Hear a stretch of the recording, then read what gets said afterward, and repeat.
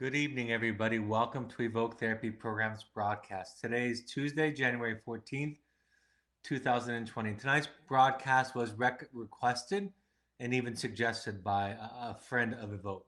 We're going to be talking about co-parenting and parental alienation. We've talked about co-parenting in the years past, but we haven't focused on the idea of parental alienation.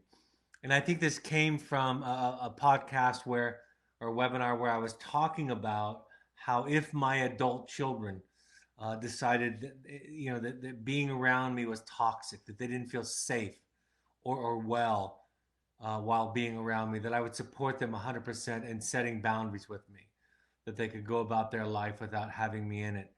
And of course, making the point after I say that, that when you support somebody at that level, they don't want to be away from you, right? If they're allowed to have that boundary, those are the kind of people that are compelling for us to be around. But when I said that, somebody asked the question, followed up with questions and comments about parental alienation and how we deal with it. And that is the idea of one parent indoctrinating, kind of encouraging a child to dislike, hate, cut off, blame, just fostering a dislike and a discord between a child and the parent. So I'm going to talk about that at the end of tonight's presentation, but we'll talk about and update some of the topics around co-parenting because it's the one question that I get asked, the one topic that I get asked about that I always say is my least favorite topic to address. And it is because you are at a disadvantage. There's no soft way to say this, but you're fighting a fight with one hand tied behind your back, and there's no way around that.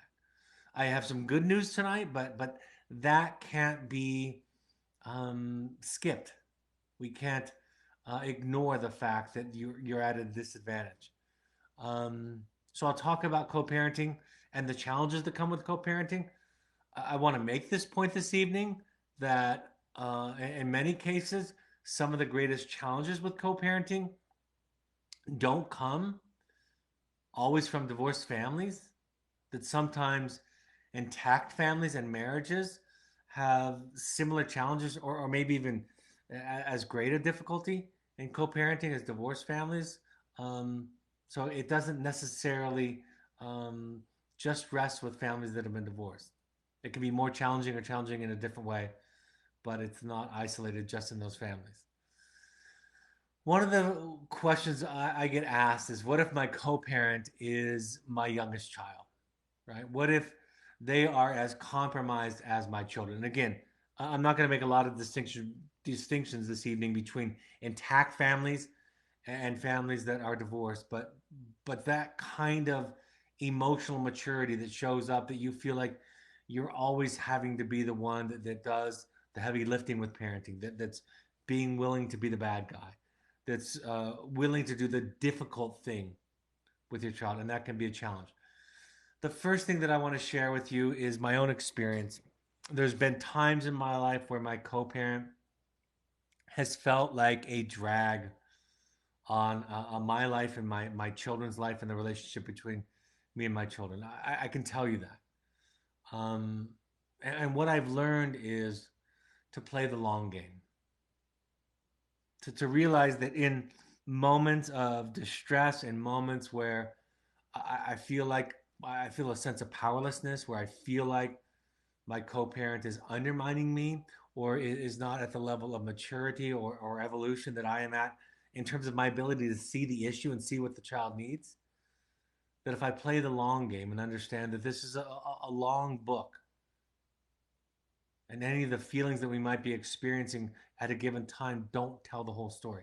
What I have found, and I have two older children in their mid 20s, 24 and 26, is that in the long run, there is a balancing effect. There is a relationship that gets built independent of my co-parent.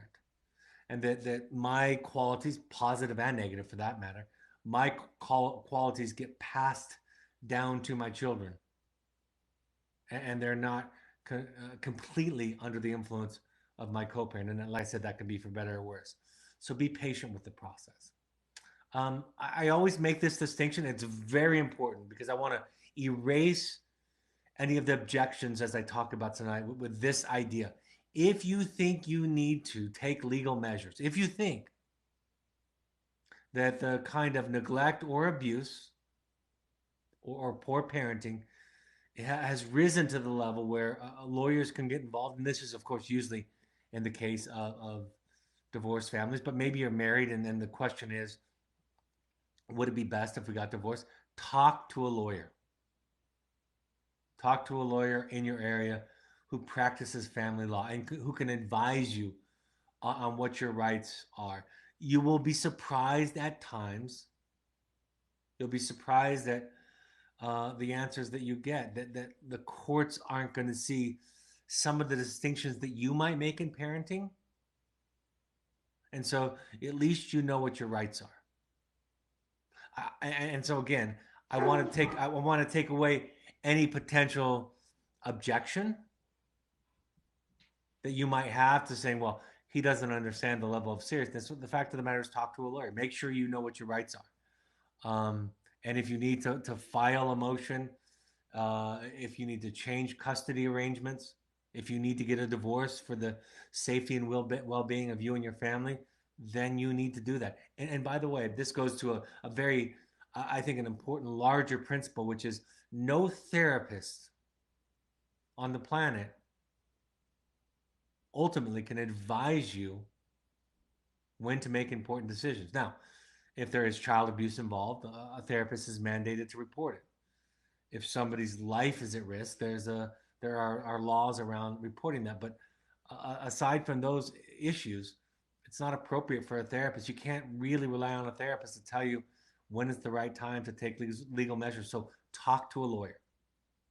Know what your rights are.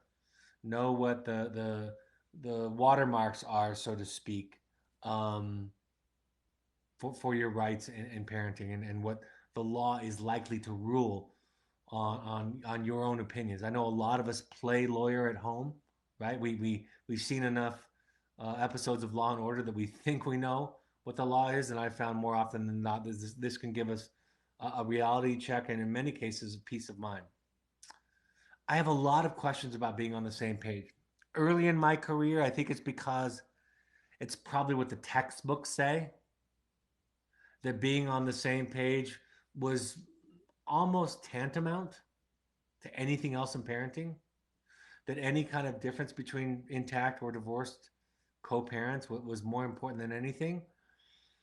I don't believe that as much as I did when I was younger. I think it's okay for people to have differences.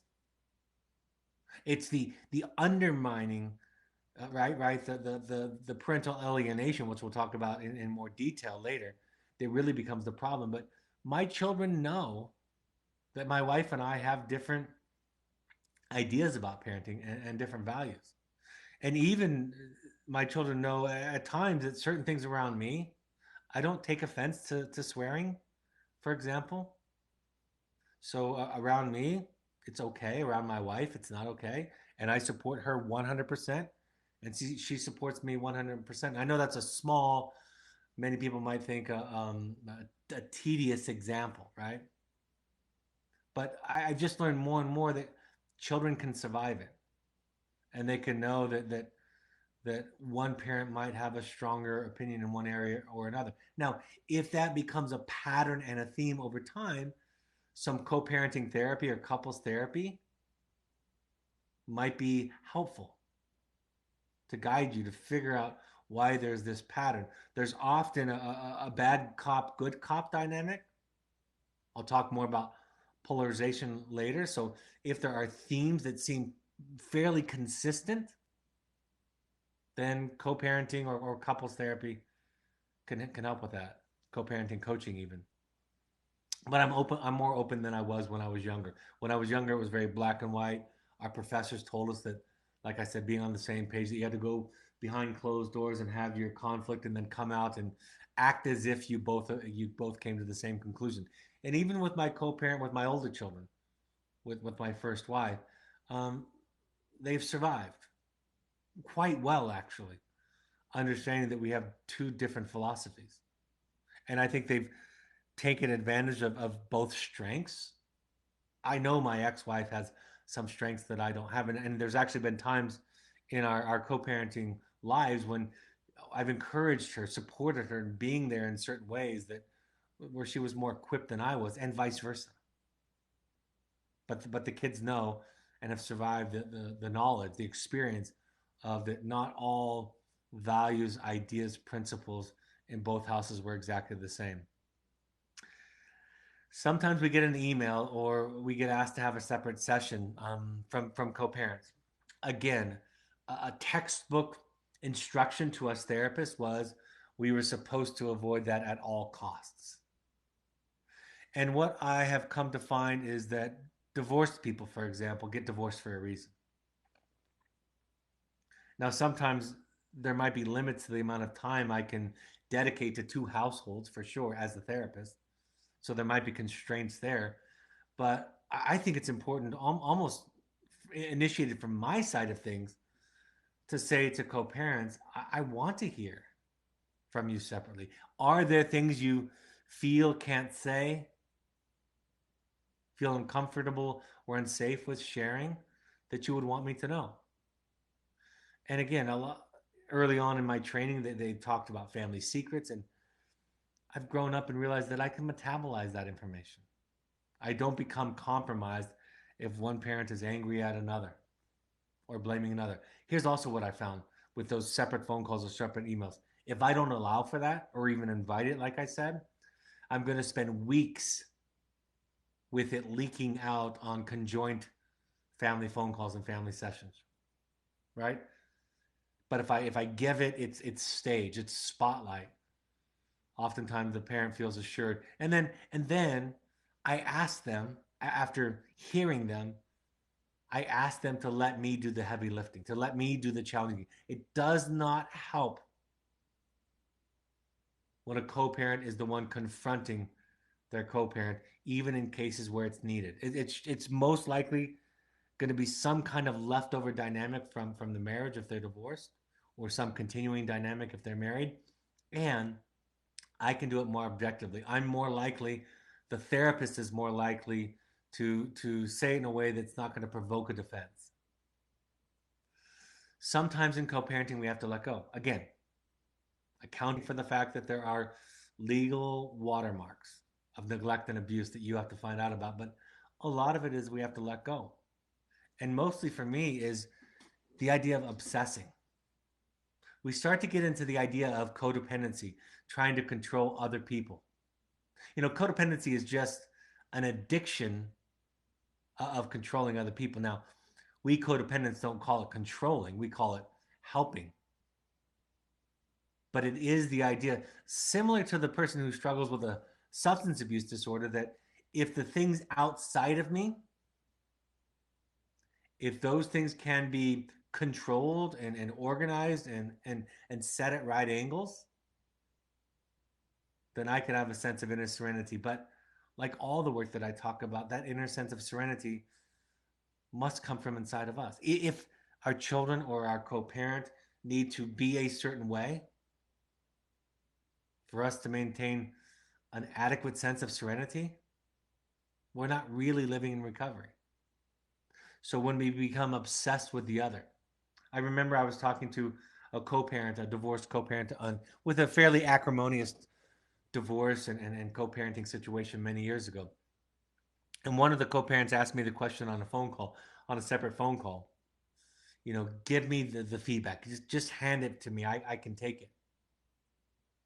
And I said to her, I think sometimes you can become overly focused on your ex-partner, your co-parent, and that can get in the way of showing up for your children. And her response to me was, who told you that? Did he tell you that?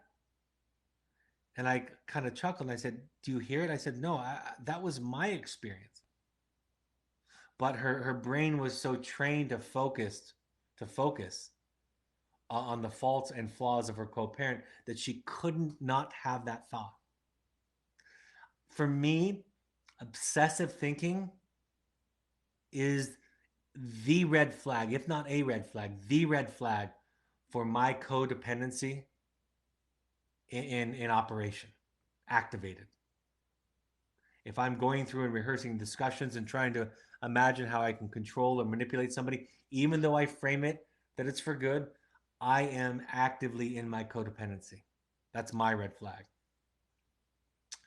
In co-parenting, where it's not so acrimonious, I think oftentimes you have to go more than halfway. There's this idea that I'll meet you halfway in marriage and in parenting, and people that agree to meet halfway usually go about 49.5% of the way and then argue for years about the other person not going and meeting them halfway. So surrendering and going farther, giving more, compromising more. And again, you all know this dynamic. There's a great fear in compromising more and giving more than 50%, because we think we're going to be taken advantage of. We think that the other person who is getting an inch is going to take a mile, right? That's our belief, our fear. And while that might happen at times, it also just as often happens is people start polarizing. One thing that we battled through in our own co-parenting was let the other person try it their way for a while. Again, all of these principles don't apply to all cases, but in our case, we both tried it our way for a while. At one point, my ex-wife, even though there was the significant disagreement about dealing with our oldest, our son, at one point she said, okay, you try. And you know what happened? Under my watch, he ended up getting himself into a place where he earned a place in wilderness therapy 13 years ago. So I got to try it my way, and it didn't work any better than her way, at least in the short term. So consider letting them try it their way. Outside counsel in terms of a therapist can be critical, because we all can become blinded to what's wrong with the other way and miss what's right with the other way. When I was a young training therapist, we used to watch, part of our training was we would watch a therapist behind a one-way mirror. There'd be 5 of us and a professor behind a one-way mirror, and a client and a therapist or a family and a therapist in a room, and we'd be watching. We had a phone that we could call in on, or we could buzz in on them, and they would come back and talk to us and consult with us. But the interesting aspect of that was early on when our professor said, I don't want to hear about what's not happening in therapy. There are 1,000 possible things that could be going on that would be okay. And if we focus on what's not happening, we're not really going to get any work done. So let's talk about what is happening in therapy. And I think that can be, that idea or that experience can be a metaphor for parenting. So getting some outside support that you trust, and getting some perspective, and getting a little bit of a reality check, and getting comforted to know that 1 or 2 or 3 examples or decisions or responses isn't going to make or break a child. It's just not. Even in extreme cases, it's not. I remember one time parents I was working with, they both were on the same page to allow for some, what I would call some significant indulgence with their child. And it didn't seem like it was necessary for me to learn that the child needed a boundary, right? Would benefit from the boundary, that it was appropriate to have a boundary. But I said, try it. And of course, it played itself out within a week or so. The child had gone farther along in his problem behavior, and then we were at that point. I had that experience all the time with parents. And parents, because of our fear, right? Because our the fight or flight part of our brain is so activated, we imagine all kinds of catastrophes. That's why, again, having a therapist, having a co-parenting therapist, getting a reality check can be helpful. Even having an individual therapist. I'm going to repeat something I've said recently, because I think it's applicable here during the co-parenting broadcast, and that is that I've been in therapy with my current therapist for 22 years, 21 years, going on 22. And what I've what I want to share with you is I haven't been to a couples therapy session in 10 years, 9 to 10 years. Um, my wife goes to the same therapist, and she hasn't, obviously, she hasn't been to a couple session either because we're married. And if she had gone to a couple session, it would have been with me. But we still work on our marriage. But a long time ago, I figured out that my problem with my wife was about me. And she figured out a long time ago that her problem with her husband was about her. So even though I'm trained, my degrees, master's and PhD degrees, are in marriage and family therapy, and I believe in systems, I also believe that we carry around internal systems and we play those out. We enact people in the play, so to speak. Murray Bowen, one of the founders of family therapy, one of the pioneers in family therapy, considered one of the fathers of family therapy, never met with two people at the same time. Think about that. One of the foremost pioneers, considered one of the fathers of family therapy, never once met with two people at the same time. But he thought in terms of systems. Um, it's okay to let it go. You know, when your children, you don't have to correct everything that your children say about you or have heard about you. There's a line, of course, but I would err on the side of not defending yourself. Again, when you play the long game, and I've learned this. I've learned this. I have two older children, like I said, from a divorced wife, a wife that I'm divorced from. Um, she leaked, I leaked, but in the end, our children came to have a relationship with each of us, on who we are, on how we showed up. So err on the side of not defending yourself. Less is more. Less information for sure. The need to be the good guy, right? The need to be the good guy is a weakness that your children can innately sense. The confidence and sense of self that comes from knowing that you're okay is also something that they can sense. And by the way, that parent, that person, that adult in their life that is okay with themselves is a source of strength and safety, a safe harbor for them. So in the long game, they'll feel safe with you. And like I said, that leads me to be safe for your kids. Here's the best news I have to tell you tonight. If you Google my name, Brad Reedy, and Jeff Larson was my co-author and my professor at the time about divorce and alcoholism. We did some studies looking at divorce and alcoholism, and we were trying to find children that grew up in these homes and how well adjusted they were later on in life. And was there something in their life that predicted whether or not, besides the event, was there something that predicted whether or not they would be more well adjusted later in adult life, some variable? And the thing that was the predictor was the that they reported that there was one person in their life that was consistent, that saw them. This relates to the next podcast I'm going to do on my webinar on Thursday.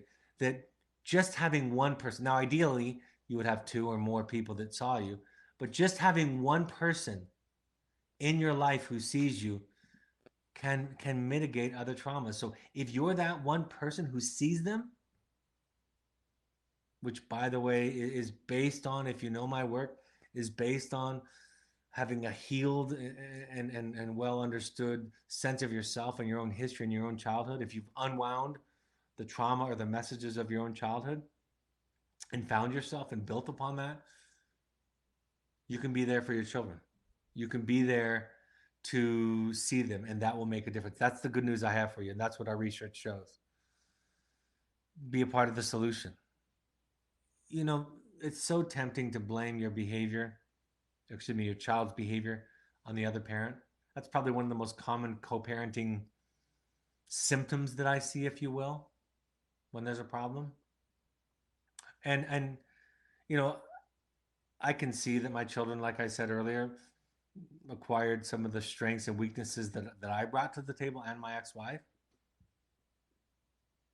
But why focus on what I can't control? So, in fact, I said this to my wife just recently, just to give a completion to the story. My ex-wife and I are very good friends right now, and she was over with us for the holidays. She was the only one outside of our immediate family, her and her daughter, that were over with us for Thanksgiving and Christmas, both this year and last. So it's one happy family. But there were some tense years during our older children's adolescence. Um, but just recently, I just told my wife, I said, I was talking to my therapist about our older children, our children, and some of their challenges, and I was trying to kind of look back into my own self and find out where those things might have been originated in me, which is the practice that I'm encouraging you to adopt. And it came to me as actually an exceptional thought, which is I forgot that they had more than one parent, that it might not all be me, but and I get asked this once in a while, why spend a lot of time figuring out sources of your children's pain that's not you? I suppose it makes you feel better. Maybe there's something you can do to rectify or help them heal that, but that's really their job to figure out, right? That's each individual person's journey, responsibility to figure out was what hurt me? What am I carrying around? And as a parent, I would strongly invite you to make your focus what did you do or what didn't you do? Because there's plenty there. There's just plenty there. Like I said, let therapists do the heavy lifting. And what I mean by that is if there are challenges to be made with your co parent, let them do it. At Evoke, I will tell you this, an offline conversation or email, if you feel like they're not getting something, should be fine. You hand it to them and then you can let it go. I've informed you of my concerns, my questions, my anxieties about this. Now it's your job to manage.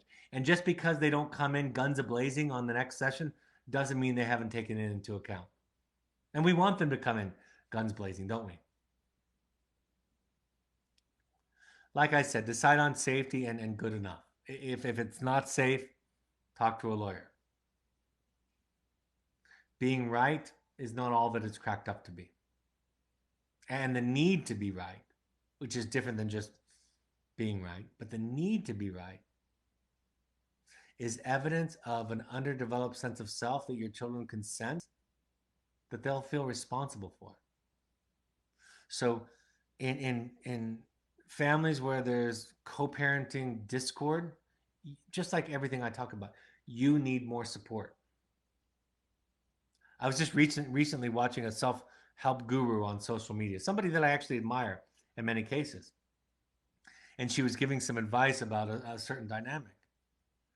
And my thought was, she's giving this kind of manualized step-by-step process that you can control other people, and you can't. You just can't.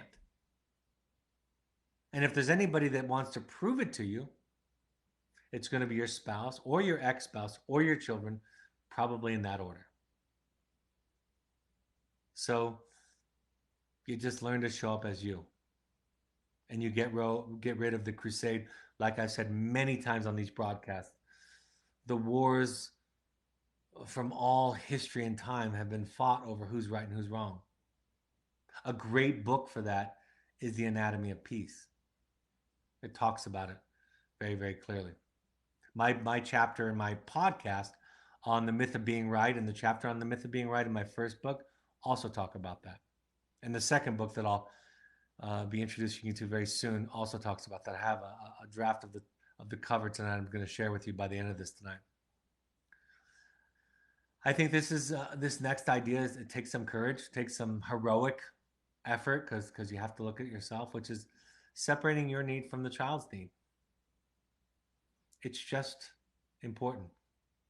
See, with our co-parents, we have a dog in the fight. We have conflicting agendas because even if they're our spouse, right? I'm in love with my wife and she with me, and I would consider us to have a rich and meaningful marriage.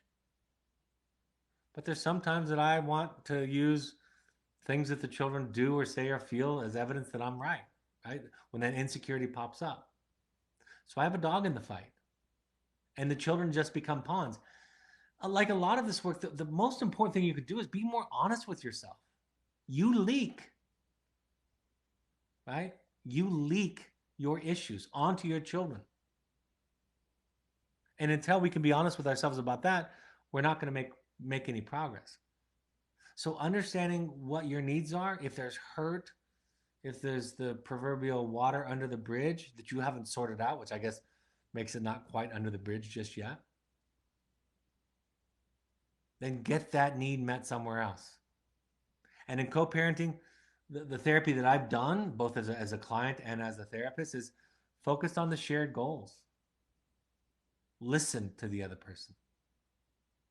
And you're going to need to support. You're going to need support when you do that because they'll say some pretty stupid things. Learn to negotiate, compromise, take turns, and then let go or don't let go. You know, that's where I stand at odds with a lot of self-help instructors is if you don't want to let go, don't let go. Don't let go until you. I was talking to somebody today about surrendering. They were inquiring about the program for their child, and they were talking about they're not quite yet ready to surrender. And I said, don't if you don't want to. Which, by the way, gave them permission to kind of just be themselves. And by the end of the phone call, they started to talk about surrender. Like, I can't control it. I can't manage it anymore. I need help. I might need to try something different. So let go or don't. And don't let me or anybody else talk you into or out of one thing. That's just the therapist's need. That's just the therapist's codependency, trying to control you. So let's make a list of some don'ts. The most obvious one is don't talk with your child about the other parent. But more important than that, because that one's kind of easy, and we delude ourselves about that all the time. Do not imagine that you do not leak. You leak. We all leak. I leak about my wife with my children, and I'm in love with her and want to stay married with her. And she leaks with the children about me. So don't fool yourself that you don't leak. And that just means that some energy comes out of you. Eye rolls, sighs, passive comments. If you can be honest with yourself about your leakage and own it, you can work on it. If you deny it, it gets more and more out of hand. Be careful not allowing your child to replace the parent in terms of validation. See, the greatest challenge for single parents or parents that are raising children separately is that the child then becomes a greater source of support to the parent, or they get asked to or invited to play that role. And it is harmful. You need other sources of support if you are in a conflicted co-parenting relationship. Period. It's not a weakness. I have my wife and she has me. We're an intact family. Even my ex-wife now and I, we are a wonderful cohesive team. Took years to get there, but we are that with each other, for each other, with our children. Our children are in their mid-20s, so there's not a crisis every day necessarily with our specific children, but we have each other. And when you don't have somebody else, you don't have a mirror to look at, to get some feedback, to get reality testing, to get encouragement, to get hope, to get strength, to get reassurance. And so we look for it in our children. We want it from our children. It is one of the greatest vulnerabilities to healthy attachment is to need reassurance from the child. It is that because it flips the parent-child relationship upside down. Because the child is supposed to be getting a sense of safety and well-being from the parent, not vice versa. And the minute that you require it, ask for it, need it from your child, the minute you neglect yourself by not going to other sources and leave that hole, whether you think you're asking for it or not, the child feels a gravitational pull to fill that hole, and it compromises the attachment. You know, it's not a democracy. It's a benevolent dictatorship, right? It is. I used to have this image that I would use on these broadcasts where there would be a brick wall with an ear painted on it,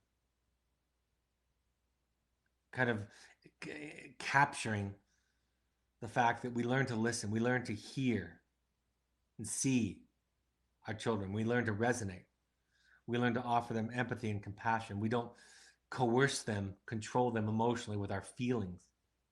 Our I feel statements aren't behavioral tactics, right? But we set clear boundaries. Parents will often ask me of our adolescent clients, it's different for young adults, but of our adolescent clients, they'll say, should we ask our son or daughter what their thoughts are about the next step? And my answer is, of course. Always. I always do. As long as we don't think that then we have to take that at face value as an equal vote. In fact, I had an assignment. It wasn't part of the regular curriculum, but to write a wants and needs list, have a child write a wants and needs list for the next program. Now, adults get more of a say because you want more buy-in because they can walk away. So that's a different story. But for adolescents, I would say all the time, ask them. Let's see what they say. And then let's run it through our parent and adult filter. Hopefully that's intact. And then let's have you make a decision. You're going to run through the information, the diagnosis, the prognosis that I give you, that the Evoke therapist gives you. And you're going to take all of that, metabolize it, and make a decision. So it's not an equal say democracy, but it's compassionate, resonating, safe contexts. I've talked about this idea of using them to meet your needs. You're at risk. If you're in a co-parenting situation that has any significant discord, you're at risk. If you're single or divorced parents, you're at higher risk. And don't lie to yourself about that. That's one of the greatest risk factors. Denial. Divorce or marital conflict is not all of the problem, nor is it none of the problem. I think something that compromises us as parents all the time, and it's not just divorce or marital problems, it's that we either do one of two things. We either remain in denial and say we have no contribution to the issue, right? That's one of the mistakes that we make. Or we become so compromised with guilt because we're aware of the mistakes that we've made. And when there's an acrimonious marriage or divorce, we're unable to set boundaries to hold our children accountable because look what we've done to them. There is this blending of compassion and understanding that can happen while at the same time maintaining strong, authentic, courageous boundaries. I've told you this before. I'm going to tell you it again. When my wife and I decided to have our son go away the summer of 2018 for some wilderness therapy, my wife wrote in the hopes and intentions letter, it's not lost on me the irony that we sent you to a program to help you get rid of some of the things, get rid of some things that you put in place to protect you from us. Again, she wrote, it's not lost on me the irony that we sent you to this program to get rid of some of the things that you put in place to protect you from us. There was nothing in my wife's letter that was self-doubting. There was nothing in our conversation where she was worried that we made the wrong decision. She was confident and clear, but she could offer that kind of compassion. And when you can marry those two feelings, sensibilities at the same time, you have healthy attachment, you have differentiation, you have a healthy relationship. So it becomes the children's problems to tell us what the causes are. And I've said this before, the worst things haven't happened to most of them. It's the truth. It's the proverbial idea of we're good, we fish well, right? We're good fishing instructors, fishermen and women. So we know what bait to use. We know the certain parts of the lake to go to look for certain fish. So we go there. But ultimately, we teach people how to fish. That's what a therapist does. We teach them how to feel. And what we learn is it's usually not one thing, it's usually a lot of things. There might be some things that are bigger than others. It's not all adoption, and it is some adoption. It's not all divorce, and it is some divorce. It's not some of the bullying or the learning differences. It's some of it. It's somewhere in the middle. And the child's job or the adult's job in therapy, even at our age, is to figure out what that is, to figure out where we hurt, what we're defending, where it came from. Allow the therapist to do the heavy lifting and the teaching. I've talked about the unified front, be overt and respectful, but you can have differences. Keep the divorce details to yourself. One of you might be the villain in this story. I've seen it over and over again.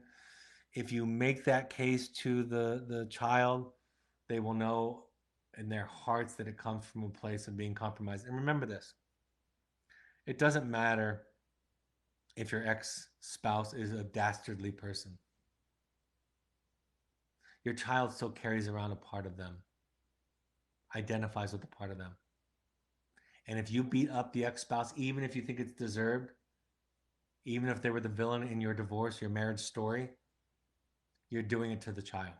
I remember one of my first lessons as a therapist is one of my teachers was talking about a teddy bear. A child brought a teddy bear into session. And she talked about the teddy bear with the young child and took the teddy bear and treated the teddy bear like it was the child.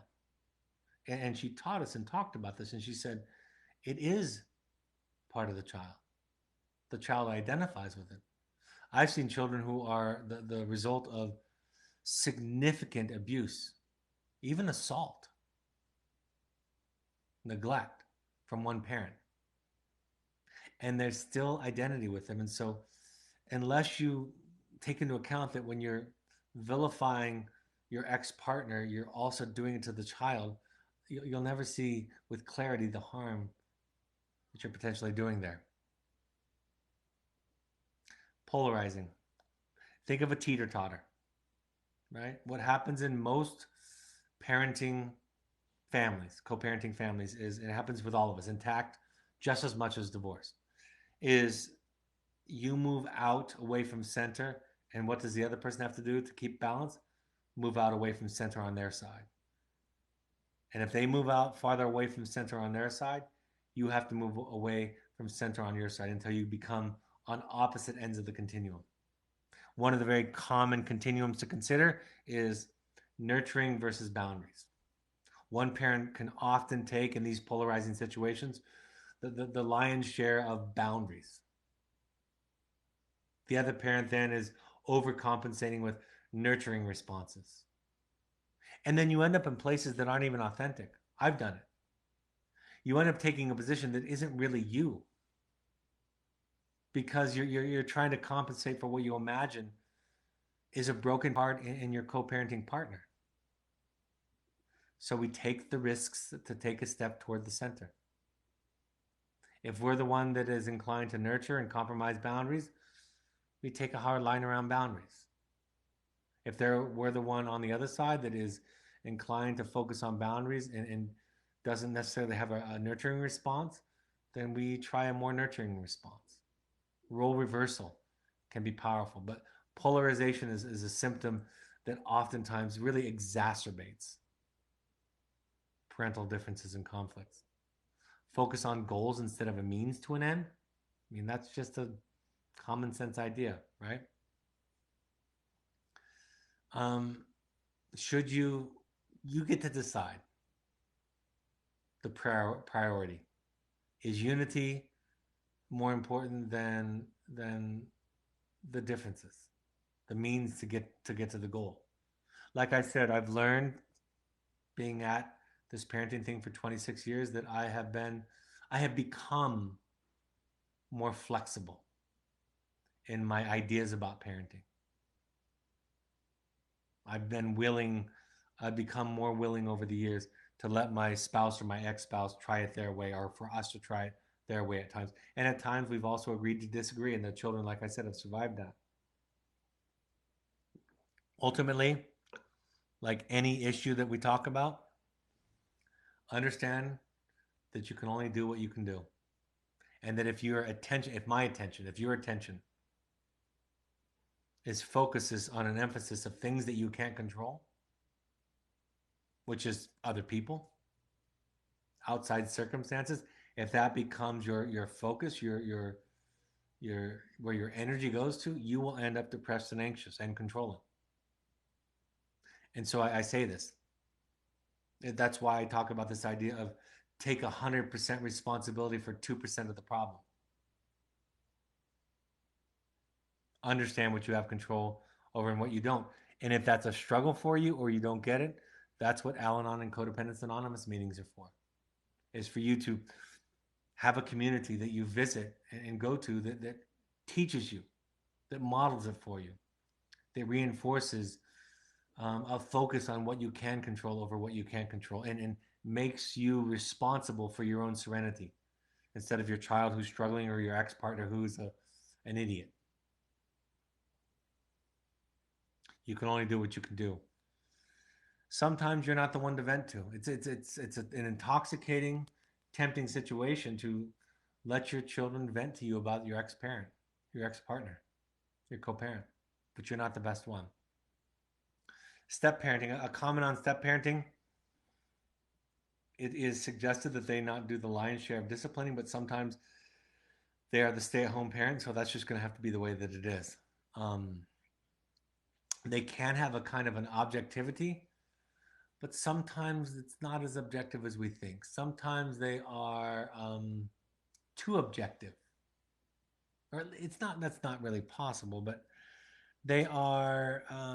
They've lost touch with the humanity of the situation, and I've seen co-parents work out their frustration with their partners, their spouse, through the child. If, in other words, if you have an annoying trait of saying of being late or being disorganized, you're my partner, I will tend to focus on the child's disorganization and lateness as a way to get back to you. Instead of fighting that out with you, sorting that out with you, I'm going to fight through the child, just like I would if we grew up if we were raising a family with intact parents. So some of that objectivity isn't so objective. It's an unconscious triangulation, a battle through the child to work out a marital issue. Sometimes the step parent might be better to communicate with the non-custodial parent. They might have an easier go of it, so that could be something that can be arranged. It's easy for a co-parent, or excuse me, a step parent. That's why I talk about that objective might not be the best word sometimes. They can see, like I shared with my therapy example earlier, what's not happening. They can offer some clarity because they're emotionally naturally removed and detached from the situation. But sometimes the negativity that comes with that dynamic, excuse me, is that they will lack compassion and understanding and a focus on what their own issues are. Because I'm an expert on your problems, right? I'm an expert on everybody's problems around me. But does that also give me an escape from looking at considering my own defenses? We want the parent that's the non-step parent to stay involved and be willing to be the bad cop and make do if one of you works outside of the house and the step parent is left with the lion's share of the day-to-day raising of the children. And then co-parenting therapy can be an important part with the step parent also. For single parents, there's an over-reliance on the child, like I described earlier. Parentifying or pulling the child into the parental system is the risk. More than any other role that I've talked about tonight for the single parent, take care of yourself. The unlived life of a single parent is too great of a burden for a child to carry, and they will either try to carry it or feel the pull to carry it and the guilt and shame that comes from not doing a good job at it. So, taking care of your esteem, having activities, relationships. I talk about it's okay to be too busy sometimes. I had one parent one time where they were retired early, both of them, because they had a financial means to be retired earlier, and they struggled with their late adolescent children because they were too available. And then when they got involved in other projects, they shared with me the experience that our children are doing better now because we're not there. So being unavailable can be helpful. Because if you're not available, you might be like me, whereas you can't not try to help. It's too tempting. Any blurring, and it happens in single parent families, so be kind to yourself. Any blurring of parenting boundaries, right? Because they have to take on responsibilities sometimes that children with two parents don't. Make those as clear as possible, as overt as possible, as temporary as possible, and as limited to a certain situation. Because for children of single parents, they have the experience of, well, you trust me with these adult responsibilities over here, but then you treat me like a child over here. So you try to reduce the blurring of parental boundaries in terms of the temporary nature of it and the content of it, and be as clear and overt about that as you can. Talk about it. Find other sources of support: groups, therapists, family, friends, mentors, and sponsors. Now, let me run through parental alienation this evening because that's really the addition to this. And I've talked about it all throughout, but these are the questions that were sent to me. What goes on from a developmental perspective for those kids, for these kids that are being alienated from their parent? See, we know that children at different ages, different developmental stages, are are going through certain tasks. Early on, it's trust that the environment is safe. Later on, it becomes autonomy. That's the terrible twos. Later on, it becomes being, tying their own shoe. We call it the industry stage, and so forth and so on. Adolescence is identity. Young adulthood is intimacy, and so forth. So there are these stages. So where the parental alienation happens, where a certain trauma happens, can affect that task, right? I wouldn't put a lot of emphasis on this because it's not that different for any trauma, and there's not a lot that you can do about the different stage. I go to therapy. It's my job to kind of sort through with my therapist what my traumas are, and some of mine go back to that first stage of trust versus mistrust for sure, because I didn't have an incredibly nurturing and attentive mother. Now I don't remember. I have no memory of that. Later on, I saw that in my later years, of course, and as an adult. But I didn't. I don't have an awareness of 2 years and younger. But I do know that. I do know that she was a little bit cold and a little bit formal, a little bit unavailable. So it's not that important to understand the various challenges. Any trauma introduced to any child at any stage is going to have that effect. But therapy therapy uncovers that and unwinds that naturally, and the brain gets wired, right. The fight or flight, the part of the brain that's in charge of whether or not we feel safe and how, if we need to be activated, gets affected. Sometimes it's pre-verbal trauma, nonverbal trauma. That's why we do experiential therapy in wilderness, is because the talk part of therapy isn't always the most effective way, most efficient way to access trauma. Because I was just talking to somebody today, uh, early in therapy, about this idea that you might not have awareness, you might not remember this experience from childhood, but you can kind of extrapolate. If you don't have a sense of self, you know that in some ways there wasn't this base that was provided for you. You weren't seen. You weren't psychologically held.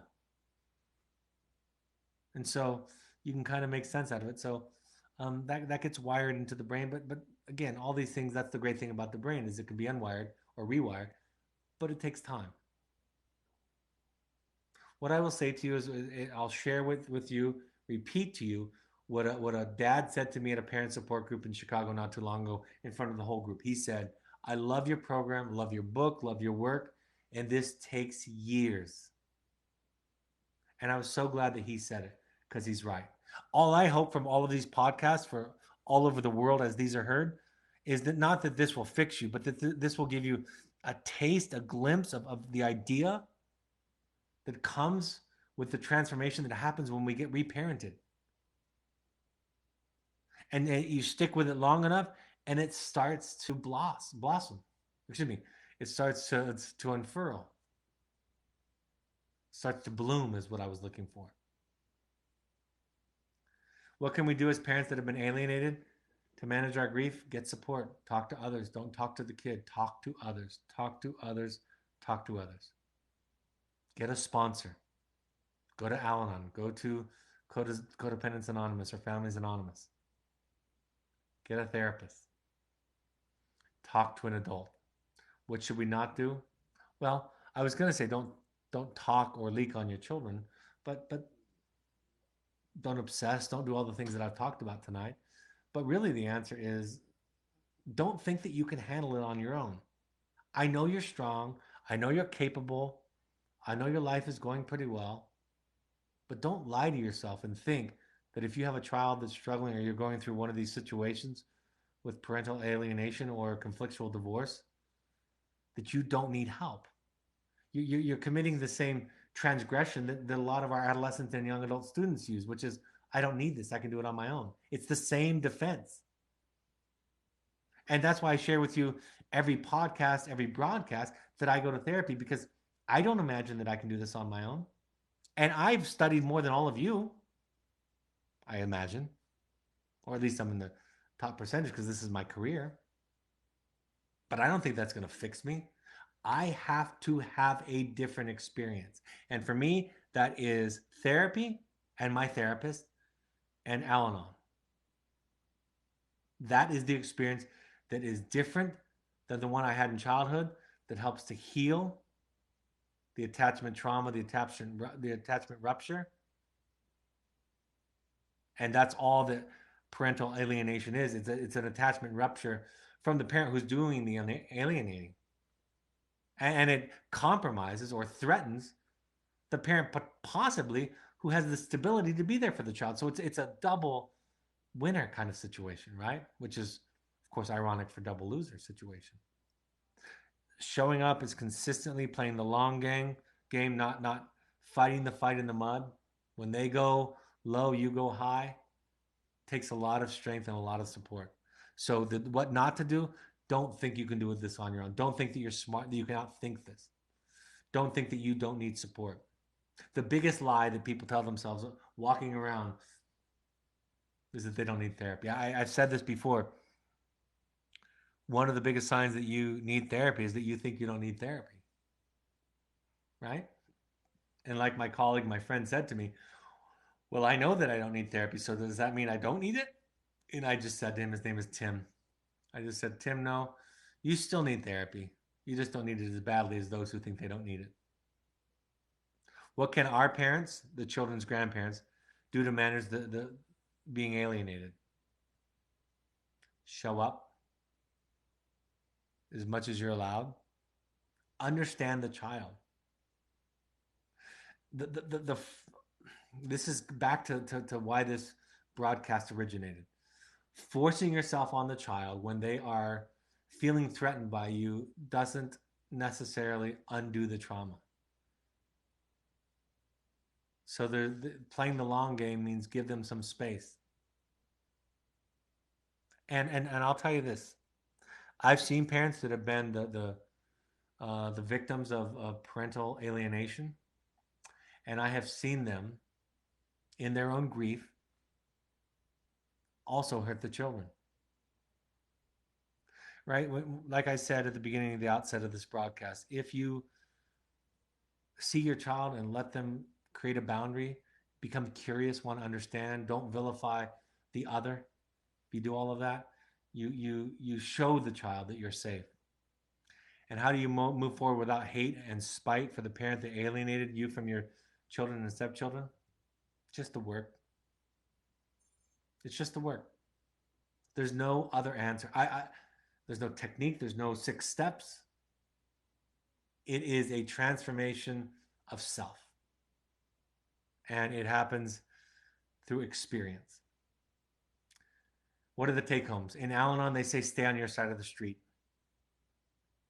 Be the safe one.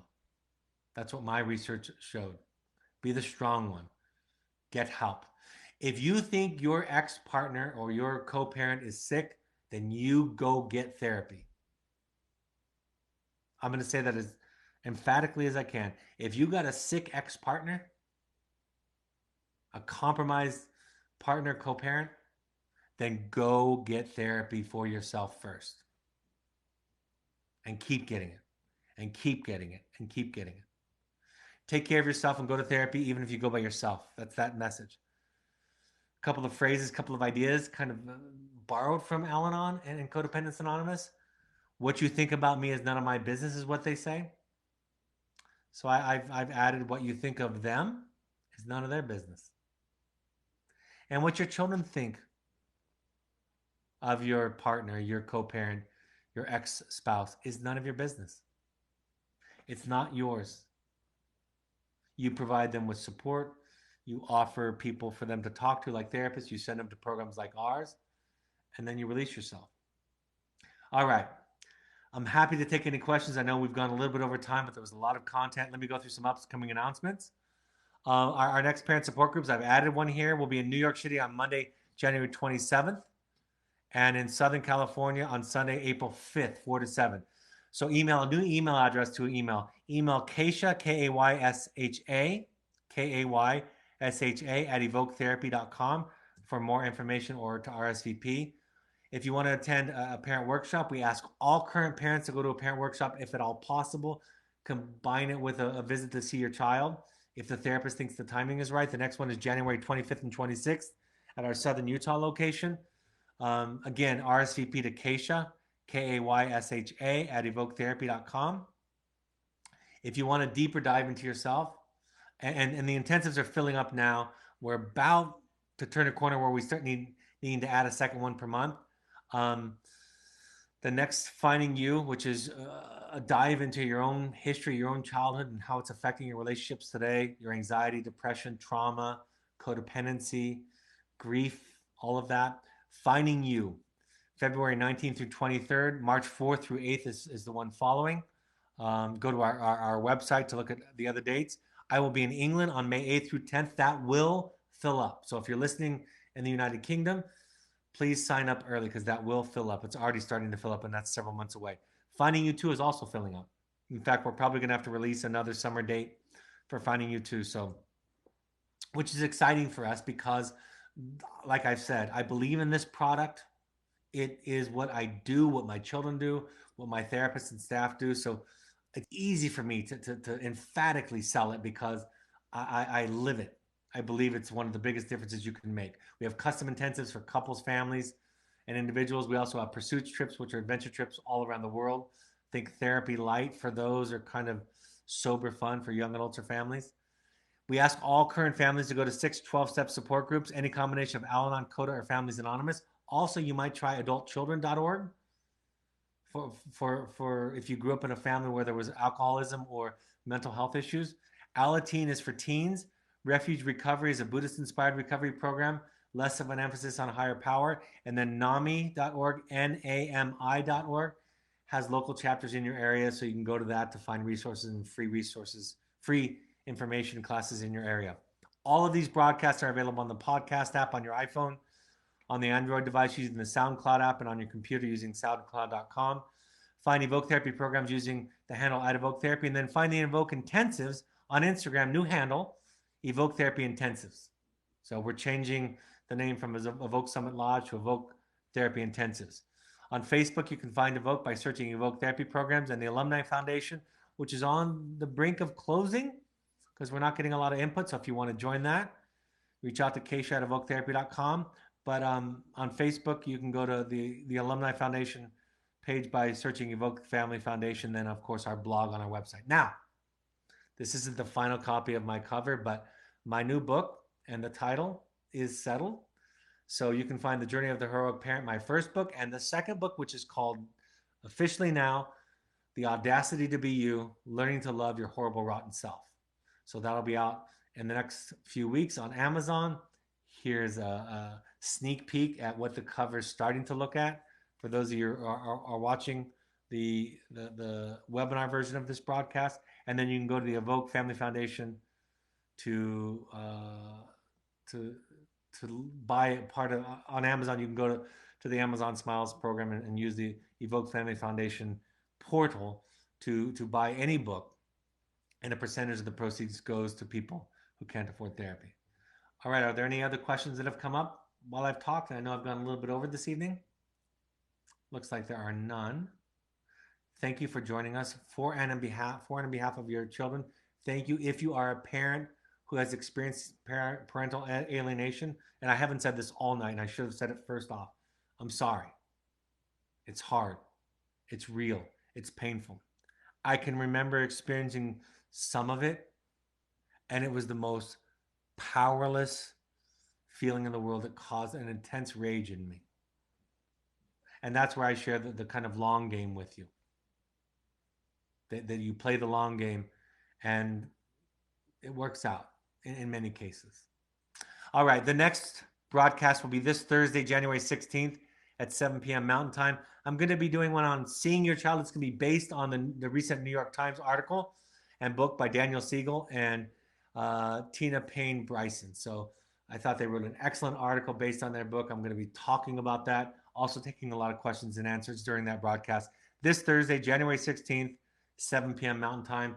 Thank you for joining us. This is the best thing that you can do for your children, is to work on your own journey, your own differentiation, your own heroic work that is inward, that is who you are, unraveling your own childhood. So thank you for and on behalf of those that love you. Take care. Have a great evening. I'll talk to you in a couple of days. Bye-bye.